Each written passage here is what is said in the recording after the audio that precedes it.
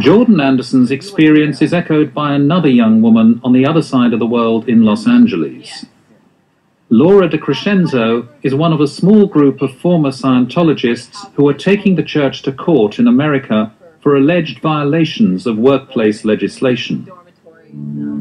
Like Jordan Anderson, Laura says she had to work excessive hours and was once asked to scrub out a dumpster. Someone came up to me and said, okay, you need to come downstairs with me. So we went downstairs and she handed me a toothbrush and said, you need to clean this dumpster with a toothbrush. And I said, no. I said, you got to be kidding me. No, I'm not going to do that. Laura DeCrescenzo has backed her allegations with sworn statements, and other former Scientologists have as well. The church accuses the American litigants of lacking credibility and having ulterior motives. You're taking the church to court. Why are you doing that?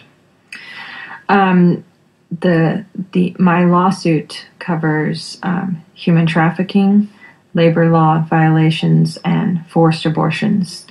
And there's many reasons. I mean, obviously, I came to realize that if no one ever has the strength to stand up and say the truth of what went on, then it will only continue and get worse. My court case in the United States is basically alleging that they should be paying minimum wage. That's pretty much it. That there's human trafficking going on, which is basically holding people to work for a wage that's less than what they should be being paid, and not allowing them to just leave if they want to leave. One issue in the courts will be the fact that the church doesn't pay its staff in the Sea Org a minimum wage. It argues that members of the Sea Org are not employees, but volunteers who don't expect to be paid.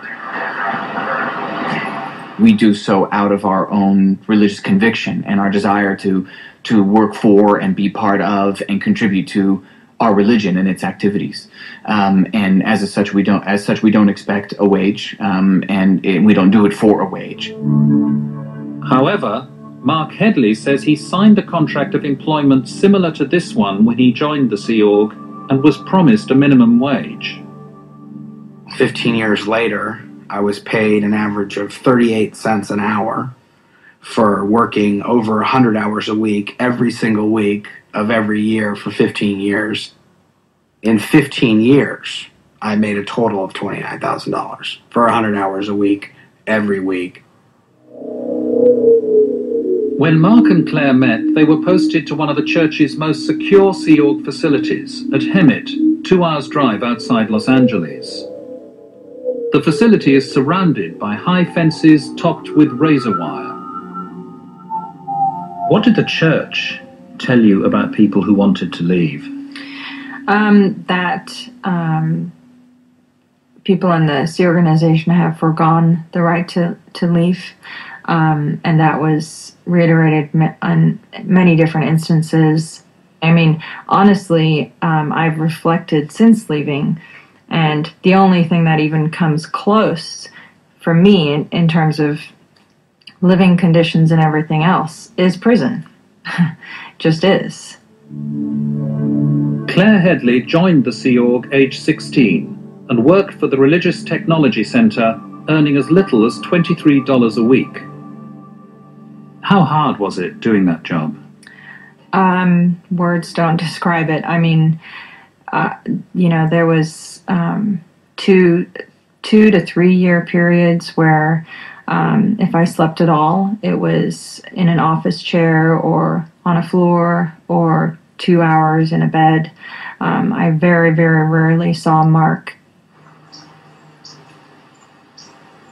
Claire Headley says excessive hours and little pay weren't the only form of abuse she and other women were subjected to. She says she was coerced by senior staff into having 2 abortions.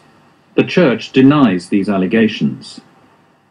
I will always have that emotional scar and wounds. It's a horrifying form of abuse that goes on very prevalently in the Sea organization. Claire Headley says the first abortion took place when she was 19 years old. She and Mark had married 2 years earlier. I had not been paid in months, and I'd used birth control before, but I could not afford it. They sat down with me and prepared me for essentially saying, good, we're going to take you to the Planned Parenthood. They're going to ask you, do you want an abortion? You are to say yes. And I was going to be driven there by a staff member who would be waiting for me outside in the waiting room. So there was absolutely no option. I mean, I was absolutely cornered. This was my worst nightmare come true, absolutely. Claire Headley says her second abortion took place in Clearwater, Florida. Again, she says she had no money for contraception. She asked to speak to her husband, Mark, who was still at the Hemet base outside Los Angeles. That was not authorized. Essentially, I was forced to go through with this. I wasn't able to tell Mark anything of this until the next time I saw him physically, which was 8 months later. That's when I found out.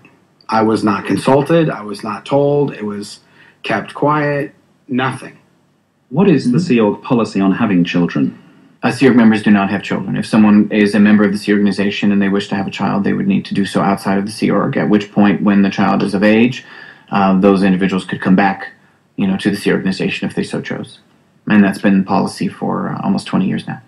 Why does the church ask pregnant women in Sea Org to have abortions if they wish to stay in the Sea Org? Absolutely, that is absolutely not true, and I categorically deny that allegation. The Church of Scientology would, under no circumstances, and it is certainly has no reflection in church policy, tell a woman what to do with her body, tell a woman what to do with regards to her child, her pregnancy, her family, or any such thing. Right. This, though, is exactly what many women allege. Claire Headley says she knows of about 40 other women in the Sea Org who say they've been pressured into having abortions. Good boy.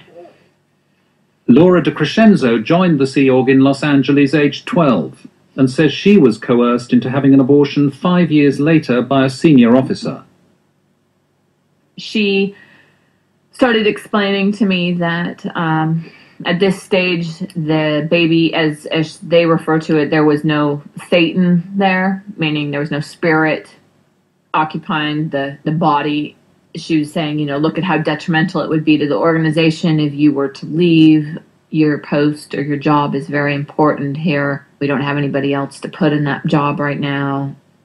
Just the continual pounding, I ended up conceding and doing the abortion. You have 2 beautiful little boys. I do. Do you ever look at them and think what might have been? Of course.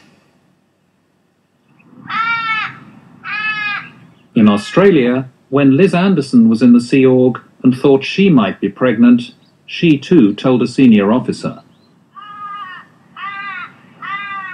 She said, well, you just can't be pregnant. Because at that stage, the new policy had come in that you can't have children in the Sea Org.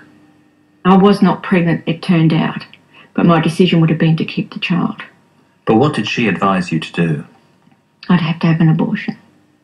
If there was a Sea Org staffer or a number of staffers who had advised women to have abortions, that's something you would utterly condemn. Yeah, absolutely. But there's another disturbing aspect to life in the Sea Org. When members of the organization transgress, they risk being sent to the RPF, the Rehabilitation Project Force.